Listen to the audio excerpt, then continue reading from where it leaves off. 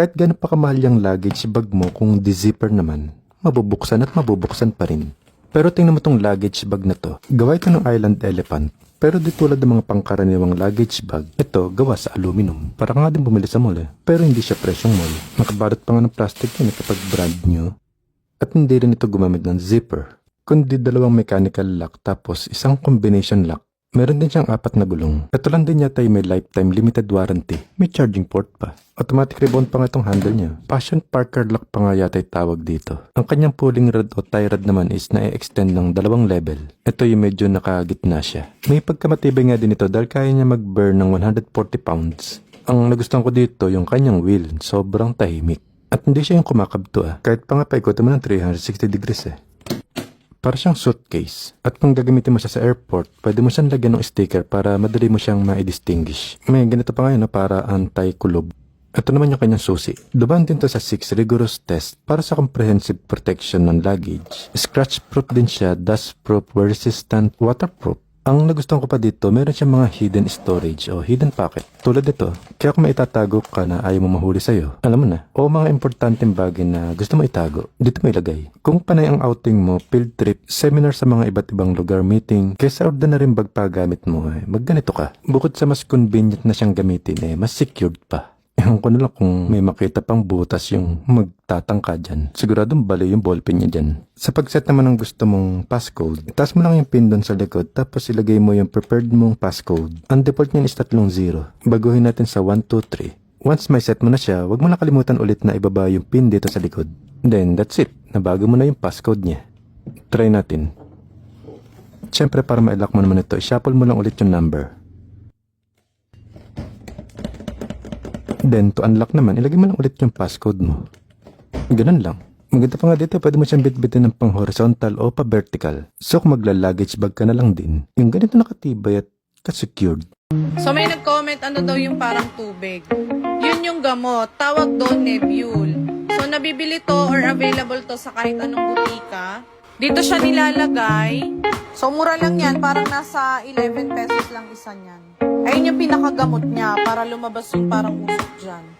So, pwede siyang di-battery. So, pwede nyo siyang dalhin kahit saan.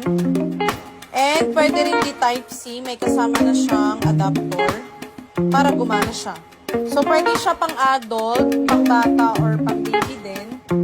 Mag-check out na kayo sa Yellow Basket mga be kasi minsan nasusold out siya. Dahil affordable lang naman yung price niyan, nasa 200 plus lang, and naka-free shipping din. So, ito yung pang bata or pang baby. Yung mas malaki naman, ito yung sa pang adult. Hindi rin siya kagaya ng nebulizer na maingay.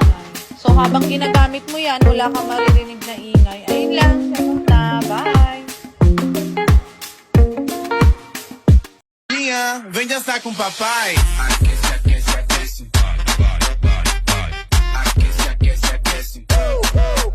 Problema nyo rin ba yung unan nyo na palagi na lang nahuhubaran at natatanggalan ng punda? Worry no more dahil meron na tayong solusyon dyan. At eto nga pala yung nabili kong snap button plier set. Napakarami na nga rin itong mga bala na pwede nating gamitin. Napakamura nga lang din ito at marami tayong pwedeng paggamitan. Kagaya na nga lang nitong sa jacket ko, kung meron kayong gustong sikipan or ilak, pwede yan dito. Pwede rin yan sa mga cover ng payong ninyo, sa wallet, sa bag, or kahit saan yung gustong ilagay. At sa video na to ay tuturuan ko kayo kung paano to gamitin. Kailangan lang natin kumuha nitong male button at itong patusok-tusok. Ito kasi yung magsisilbing lock niya pag nag-combine na sila. At ngayon kunin na natin yung pliers. Yung male button ay ilalagay natin dito sa may butas. Ipasok lang natin siya dyan. Tapos yung kabilang side naman dito natin ilalagay itong patusok-tusok. Mag-ingat lang kayo dahil sobrang talim nito. At pwede na natin tong ilak kung saan nyo siyang gustong ilagay. Diba? Napakadali niya lang gamitin. At dito naman sa kabilang side para mag-lock yan ay kailangan naman natin tong female button. Ganun din ilalagay lang natin siya sa may butas. At dito naman sa may kabila itong patusok-tusok. Basta siguraduhin nyo lang na pantay ang pagkakalagay ninyo doon sa may male button para pag nag-lock sila ay saktong-sakto lang. O diba? Usong-uso pa naman yung naglalak ngayon. Charot! Balik na tayo guys. So eto na siya. O diba? Napakaganda niyang tignan. Pwede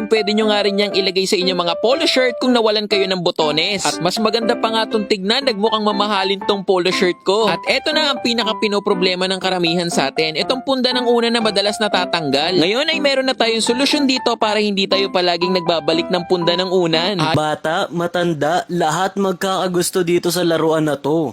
Kahit nga akong may anak na, mas natuwa pa ako dito sa excavator toy kesa sa anak ko. Tignan mo naman kasi kung gaano siya kaganda gamitin. Meron siyang controls na forward, background, 360 left and right.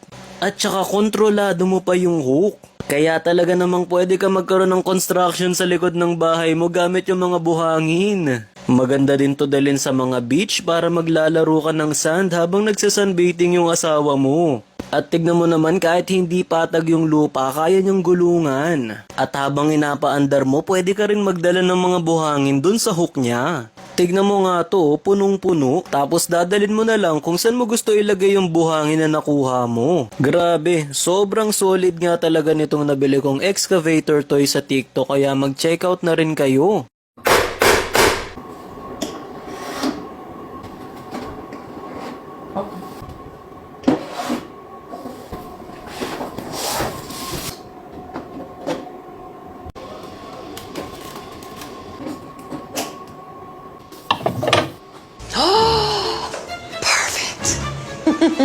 Oh my God! Isn't it great? Chris!